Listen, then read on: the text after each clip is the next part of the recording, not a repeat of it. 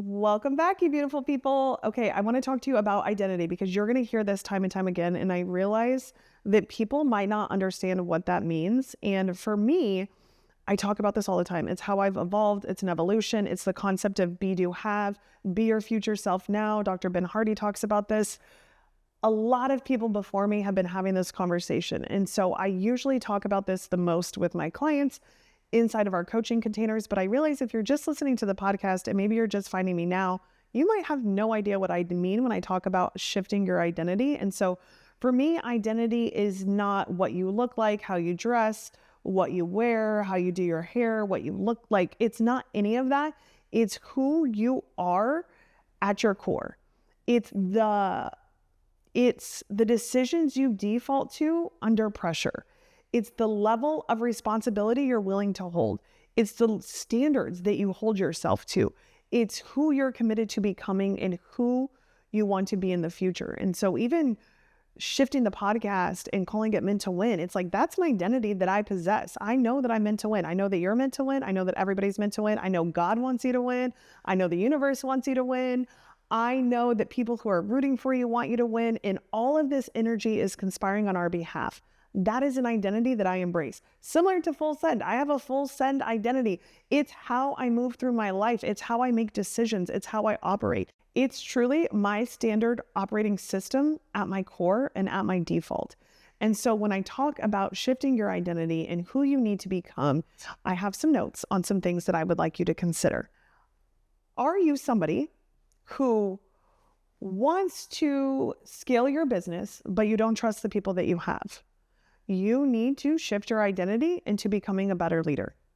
Here's what I mean when I talk about shifting your identity and why I think people stay stuck, even if they have good strategy, even if they're trying their best. It's because they haven't tried on the identity of somebody who gets the results they want. So I'm thinking of a client when I say this. She is having an incredible record month. She just messaged me 2 days ago and she is like, I have never worked harder. I'm getting up at 5 a.m. I'm keeping my appointments with the gym. I'm keeping that on my schedule, even when I don't feel like it. I'm working late on night after the kids are in bed, and I'm finally getting the results that I've wanted for years.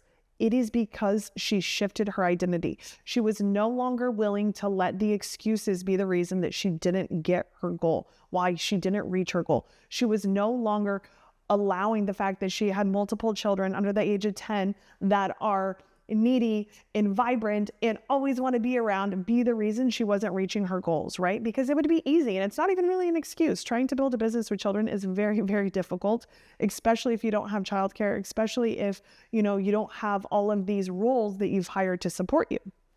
And so it's easy though to let outside circumstances stop you. When you've completely transformed your identity and you're like, listen, I don't give a shit what happens. I don't care what happens this month, what I encounter, what obstacles, what challenges. I'm going to reach my goals no matter what. When you embrace that kind of identity, everything shifts around you and you start getting different results. So I want to ask you, are you somebody who says that you want freedom, but you secretly need a ton of control? Because that is not the identity of somebody who wants freedom. They are not synonymous. They do not work together. Are you someone who says you want to scale, but you don't trust your team, or you don't trust yourself, or you're not willing to have a ton of skin in the game? You're not willing to take a massive risk. I think of myself. I said that I wanted to scale. I wanted big opportunities in 2026, and I put my money where my mouth is.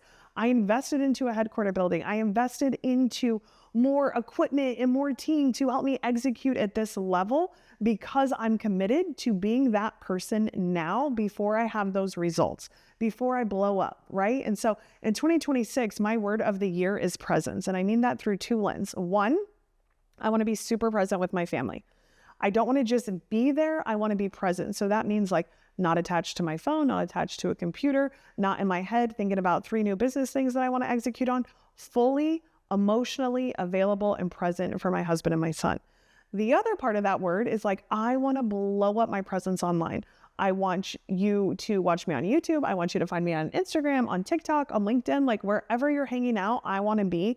And that's requiring me to show up as a different version of myself.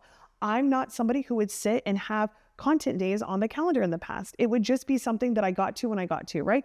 Oh, I have this idea. Let me shoot this reel. Oh, I want to do this podcast really quick. Like, let me just go in. Now that I have an entire content team, I have to make sure my hair and makeup's done. I have to make sure that I'm ready, that I have things pre-planned for my content. As I start to diversify on YouTube and want to do more long form teaching through that, I have to make sure that I have those pre-planned. And so I wasn't able to be this version or do these things prior to putting on the identity of somebody who wanted to blow up their presence, because that's what I've committed to. Now I'm leading myself in a different way. So are you somebody who wants visibility, but you fear being fully seen? This is an identity shift that I had to work through personally. And I think that I'm still working through it. Even as I start to put myself out there more and I share different parts of my life and I share on different platforms, I realize that there's still a part of me that's like, okay, but what if they don't like me? What if they don't like what I have to say? What if they don't like the way that I look? What if people are going to be mean? And it's like, the truth of the matter is people are just going to be mean. That's how they are. If they're not happy in their own life, they're going to be mean and they're going to be rude, but those are not my people anyway. So why am I allowing them to have an effect on the way that I'm choosing to show up? Like, that's so silly. Why would I ever outsource my power like that?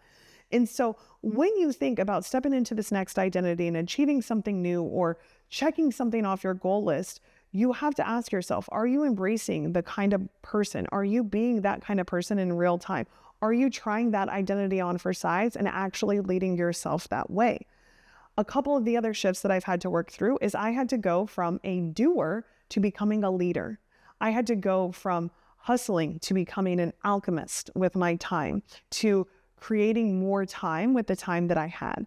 I had to go from proving myself and trying to get validation to just deciding I am an authority. I am here to blow up. I am here to get you to see your own potential. The whole reason I do what I do and the reason that I'm so committed to blowing up in 2026 is because I know that I have more people in the world that I can positively impact for the better. I know that I have a formula for transforming businesses from the inside out when I work with the visionary and the founder. I know that my results are not atypical and that I can help more people if I put myself out there more. And so I had to just decide instead of ask for permission, right? I had to go from being busy all the time, a little busy bumblebee, to being regulated, to understanding the more calm I am, the more intentional I am, the better results I get. I had to go from reacting to situations to truly forecasting and to proactively planning for the result that I wanted. And so these are some of the behaviors I want you to think about when we talk about identity shifts.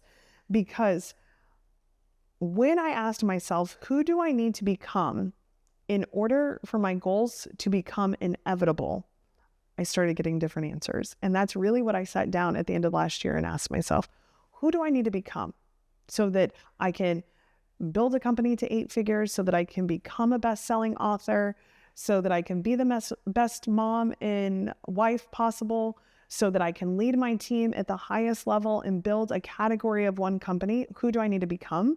And based on what I got, now I'm leading myself differently. I also really want to be somebody who prioritizes health, even as busy as I am, even as much as I have on my plate. And so I've had to lead myself differently. I've had to get my calendar even more dialed in than it's already been. And so as you look ahead for the remainder of the year, knowing that you have these big goals and aspirations, ask yourself, who do I need to become? Because that version of you that has these big goals is also asking you to step in and live up to the standards that you have.